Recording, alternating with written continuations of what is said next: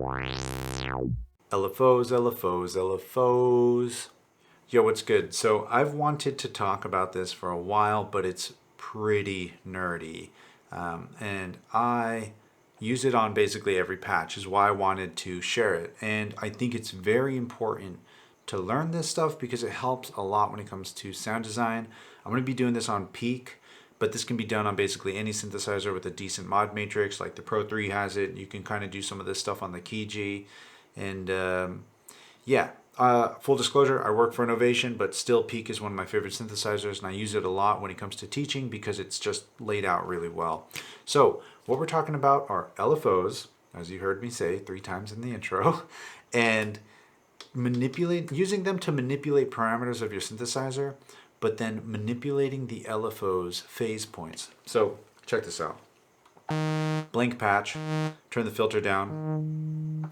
LFO 1 has normal modulation being sent to the filter cutoff. I just need to turn the knob up. If your synth doesn't have this, you'll probably find it in the mod matrix, but check this out.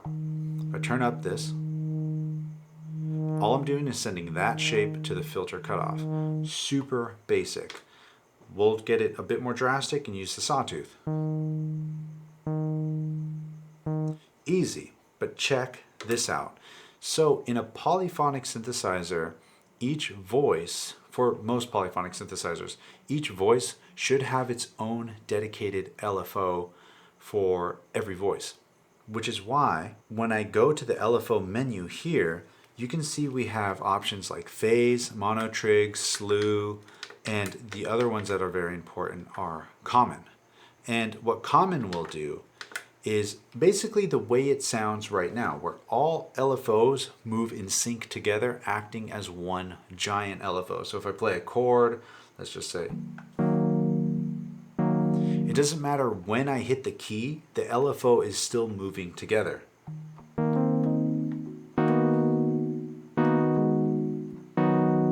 Right? So if we turn common off, and then we do that,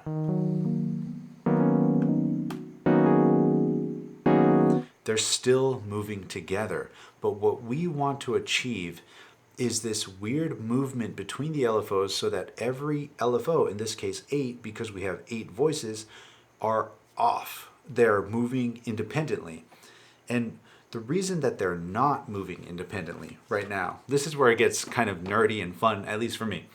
The reason that they're not moving independently is because I just had them set to common, but even before that, I just turned the synthesizer on. So when this turns on, since their digital LFOs ran off of an FPGA, basically meaning they're digital, they are by default turned on all at the same time and are moving together, even though they're independent. They just happen to be in sync together. You move the rate knob, all 8 move faster or slower. You can't really freak it out, but you can freak it out if you go to phase point and set it to 0 degrees. All the phase point is doing is saying at what point in the LFO's shape, which phase, I mean, I'm not a scientist, just a regular nerd, what point does the LFO start? So you can say every time I hit a key, start at the top of a sine wave, then go down and come back up. 0 would be start at 0 phase point, neither positive nor negative. It's going to be up and down. So that's all I've done here. But we're still on a sawtooth. So it's going to start at the bottom, which basically means the top, not the song, and then it's going to drop down. So check this. Right? Really drastic. You can hear every time I hit a key, it starts over. Almost like an envelope. But if I hold down a note and then play another note, cool, they're playing independently. Especially if I slow down the rate. Wait for it. Wait for it. Come on. Come on. Still holding it down. Whoa.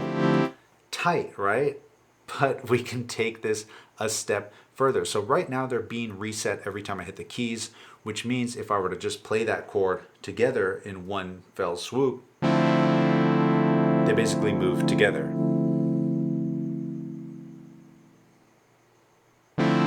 There it is. So we can trick these in this weird way where basically if I set the phase point to 0 and I go through each of the 8 voices, I am resetting their 0 phase point. So listen to this. I'm going to go 1, 2, 3, 4, 5, 6, 7, 8, whatever. It doesn't really matter. So what I've just done is their LFOs are now moving differently. We can't hear it, but they're moving differently. So to get them to stay moving differently, I'm going to set the phase point to free, which means they are no longer synced to the keyboard being pressed. Because if I have it set to anything other than free, I'm telling Peak or my synthesizer, every time I press a key, reset to this phase point. But because I've reset all the phase points randomly right now just by hitting the keys in completely different points of time, and then I set it to free, they're now still moving in independent points of time. I hope this makes sense. Let me turn the attack up a little bit, the rate up a little bit, and play that same chord. But together, I'm going to play all the notes at the same time. 1, 2, 3.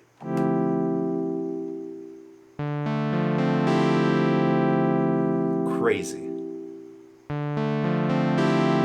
Then you can start playing other notes in there.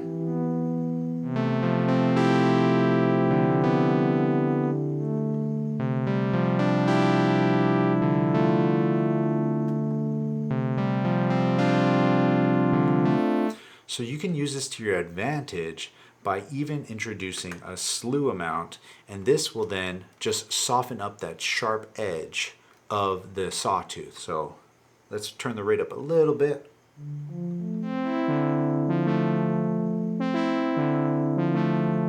And you can just kind of find these new rhythms in there.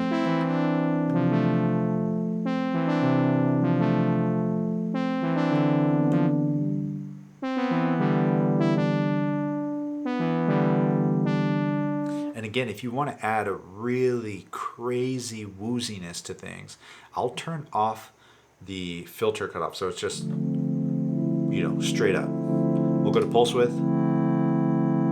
And I'm going to send LFO 2. It has normal modulation to the pitch amount. So if I turn that up and play a chord again, I'm going to just do fixed chord for right now. If I turn this up, right? Cool. But we need to then reset the phase points of those. So how do we do this? We go to phase, set it to 0 degrees. Every time I hit a key, it's going to reset the phase for each of the individual voices. I'll just say dot, dot, dot, dot, dot, dot, dot, dot. So now I've reset the phase points for all of those, set it back to 0, and now we have a constantly moving. You can hear all their pitches are not moving together. If we wanted their pitch to move together, now you can really hear it.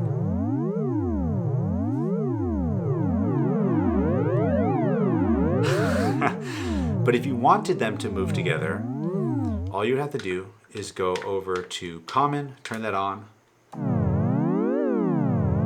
Easy. And because I've done that, I've reset all of them. So now that I have common off, and I go back to phase and they're set to free, it doesn't matter what order I hit them in. They're still moving together. So I need to go and reset their phase points. So cool. I'm almost embarrassed to be this excited about it. But it's just awesome. It's just so dope. Like, listen to this. Right, so I'll do fixed chord again. And because I'm now able to do fixed chord, which will press all the keys at the same time, every note will have a new variable point of where the LFO is at. And I'll just set it to maybe plus 10. Really, really just a little bit. Let's see. Oh, it's beautiful.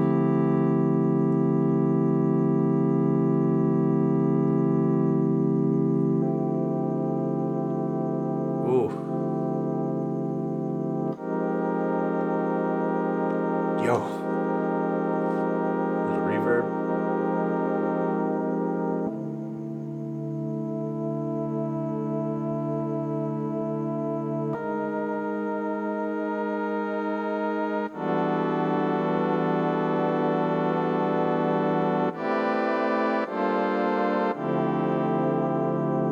Little chorus. So now let's also reintroduce LFO1. So I'm going to reset their phase points as well. Ba, ba, ba, ba, ba, ba, ba, ba. And that doesn't affect 2 because 2 is still set to free, which means free is not key synced LFO phase points. I hope you're following me. If you're not, rewatch this. It's super cool, really important, and just kind of opens up your, at least it did to me, opened up my mind in understanding what modulation can do. Because then you can take these LFO values, which are independent per voice, and apply them to each maybe decay time of the amp envelope on a loop, changing it. We'll try that too. I'm trying to keep this short. But here, I've just reset all those. Now they're on free. Right? So I'll say fixed chord. Bump, bump, bump, bump, bump. Oh, I did not reset them.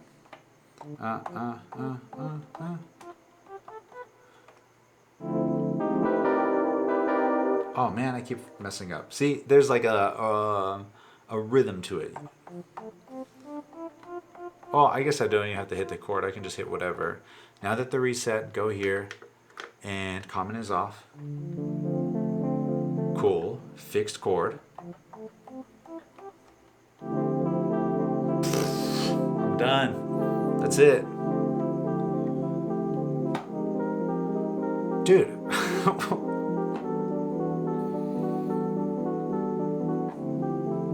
Beautiful. Absolutely beautiful. Listen to these new...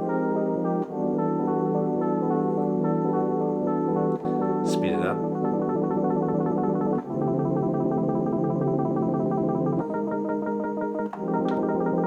We'll say slew amount.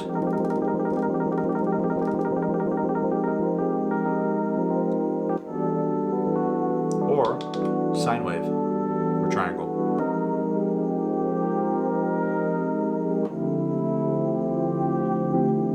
Turn up oscillator 2.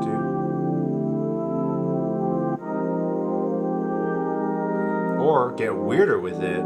Now that LFO1 is independent and LFO2 is independent, we'll go to the mod matrix, destination, oscillator 3's level to maximum. We'll do a wavetable of didgeridoo. Sure, let's do didgeridoo. And what's going to be our source? If we turn these down. So right now, nothing is affecting that. They're just playing. But if I set it to LFO1, you can hear certain notes come out and other notes go away. So tight. Little detune. Or send LFO2's pitch to that as well.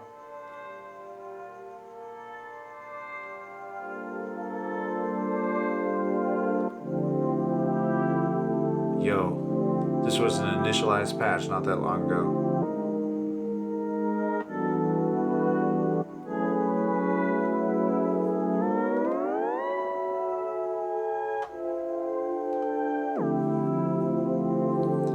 Yeah, phase points.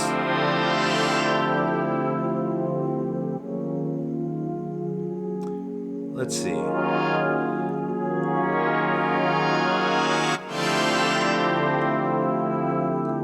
Just messing around with LFOs. They are so important. I mean, when it comes to sound design, all these little fundamental things, they all just accumulate into the bigger purpose of sound design and what you can do ultimately with your synthesizer and getting the most out of your synthesizer. I mean, there's other things in here too, like the mono trig. I mean, that's more for when you're playing monophonically.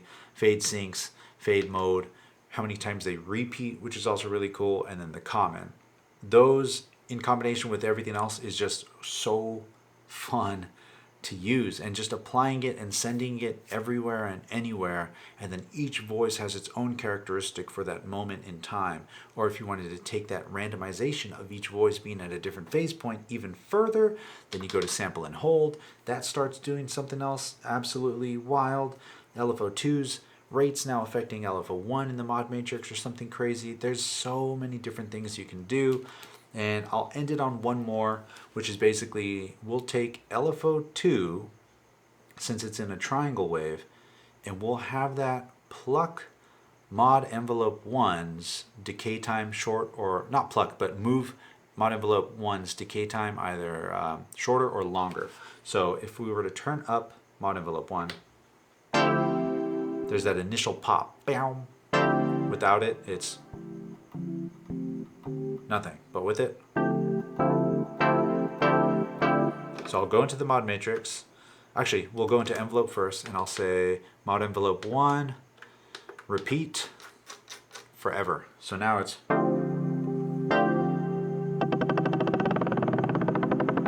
and that's me moving the decay time. Pay attention to that. Let me turn the reverb off. Right? Simple. We'll go into mod slot 2. What's our destination? It's going to be mod envelope 1's decay time. By how much? So me personally, I like setting the depth and the destination before choosing the source. That way I can know where it's going to end up at. So that's the slowest it's going to get. So now if I go select our source, LFO2 positive.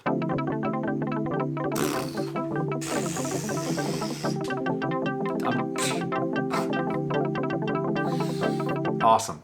Absolutely awesome. Maybe positive and negative. You hear it's really fast, but LFO2 is moving too fast. Let's slow that down.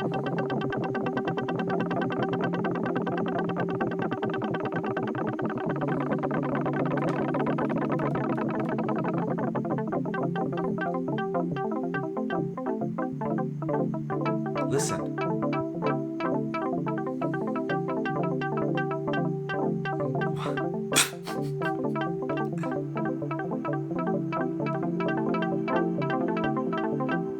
And again, subtlety is key here. Just a little bit of movement. Let's try with fixed chord off.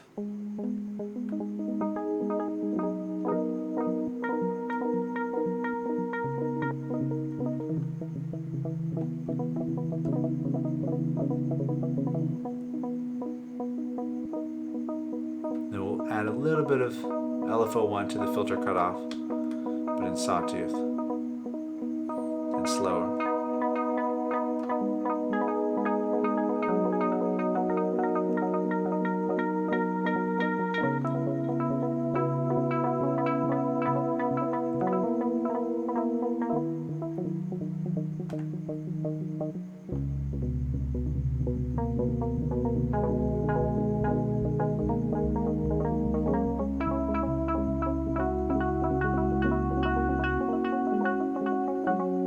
Anyway, LFOs, man. LFOs. Don't know what to tell you, but LFOs. Use them. Learn them. Thanks for hanging out. Thanks for coming by. I hope you're doing okay. Excited to see you in the next one. If you want to support the channel, sell some hats. It's the sampler things in life. Check the link down below, or this one right here. Appreciate you coming by. As always, more than enough just seeing you hanging out. And yeah, you already know the drill. Share the love, share the knowledge. Knowledge is power. Peace.